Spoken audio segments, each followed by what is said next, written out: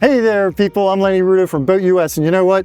I love my boat and I love my outboard. I'll bet you do too. And I keep my BoatUS towboat membership paid up. I've got it right now. But you know what?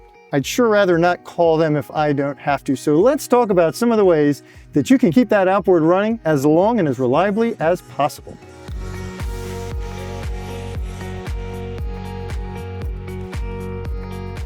First off, let's talk about shifting, because how you shift will actually impact the longevity of your motor. You want to shift smoothly and firmly. You don't want all that clacking. That's the gear teeth grinding in the lower unit. That's a bad thing. Now, this boat has digital controls. It's much less of a danger with this type of controls. They generally will not allow you to do anything really radical. With cable controls, it's much more of an issue, but still, either way, always keep these things in mind. You also want to shift from forward to neutral, neutral to reverse, reverse to neutral, neutral to forward. Never shift through neutral, and wait for the RPM to drop. If you feel a big bang when you shift, you know something's not right. With most modern outboards, you want to run at somewhere between 3,500 and 4,500 RPM. That's the sweet spot for these engines to run at extended periods of time. Now, is it okay to run at faster RPM and do a short blast of speed here and there? Well, sure it is. Heck, it's a lot of fun. But for extended runs, that 3,500 to 4,500 range is where you want to be.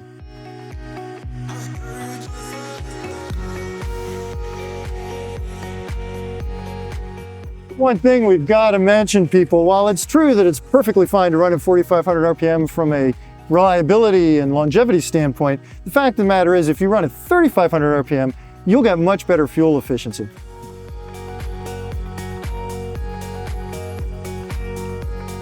The most important part, people, it happens right here at the dock, and that is flushing your motor.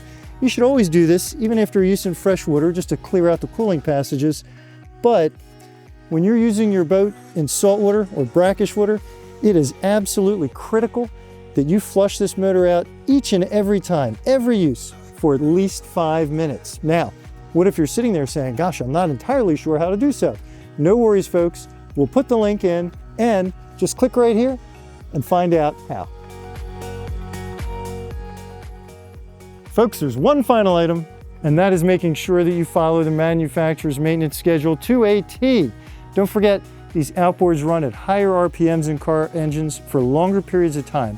So it's utterly critical that you have fresh oil in that crankcase and fresh oil in that lower unit.